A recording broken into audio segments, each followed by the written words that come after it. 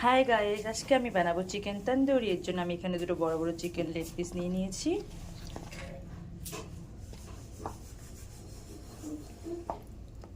আর এখানে আমি আদা, লঙ্কা আর রসুন বেটে রেখেছিলাম।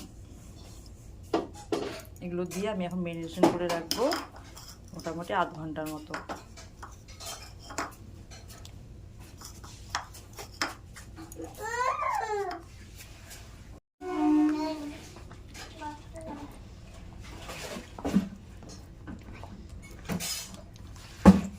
এর সাথে আমি এখানে জিরে গুঁড়ো, ধনে গুঁড়ো, গোলমরিচ গুঁড়ো সব কিছু দেবো, আস্তে আস্তে দিয়ে দিয়ে ম্যারিনেশন করে রাখবো।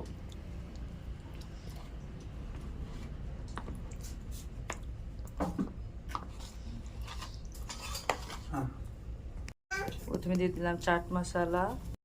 হ্যাঁ বাস,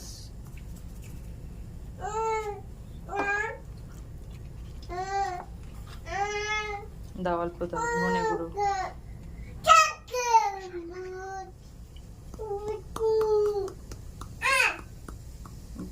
বাস বাস বাস, সামান্য পরিমাণ ধনে গুঁড়ো দাও, গরম মশলা দাও।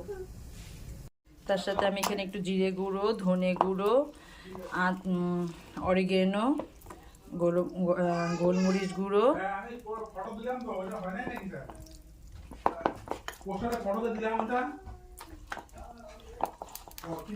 সব কিছু দিয়ে, সব ধরনের মশলা দিয়ে সুন্দর করে মাখিয়ে এটাকে আমি ঢেকে রেখে দেবো মোটামুটি আধা ঘন্টার মতো।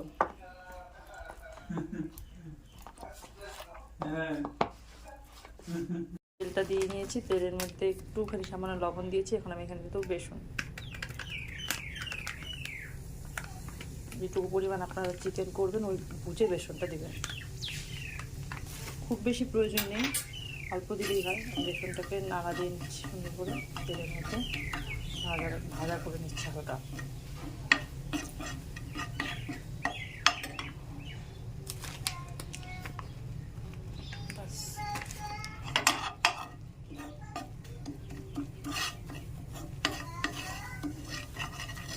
করে নিয়েছি, এখন আমি এটা চিকেনটার মধ্যে তেল সহ বেসনটা এখানে দিয়ে দিয়েছি। এখন আমি সুন্দর করে মাখিয়ে নেব।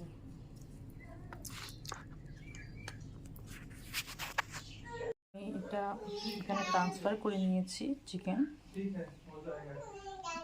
আমি এর উপরে অল্প একটু ঘি দিয়ে দেব,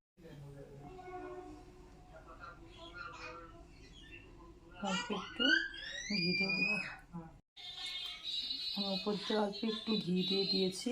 আপনারা যারা ঘিয়ের বদলে বাটারও ইউজ করতে পারেন, কোনো সমস্যা নেই। আমি এটা মাইক্রোওভেনে দেবো, যার জন্য আমি একটা থালের মধ্যে নিয়ে নিয়েছি। আর কড়াই যদি করতে চান তাহলে যেরকম ননস্টিকের কড়াই নেবেন, কড়াই উল্টে পাল্টে ঢাকা দিয়ে করলেই হয়ে যাবে। এখন আমি এটা বসাবো। আমি ওভেনের মধ্যে দিয়ে দিয়েছি। যে আমার তন্দুরি তৈরি হয়ে গেছে, দেখতেই পাচ্ছেন। আমি এটাকে 2 থেকে 3 বার উল্টে উল্টে করে নিয়েছি। আর কড়াই যারা করবেন তারাও এরকম উল্টে উল্টেই করবেন, 2 থেকে 3 বার উল্টা পাল্টা করে করে ঢেকে দিয়ে করবেন।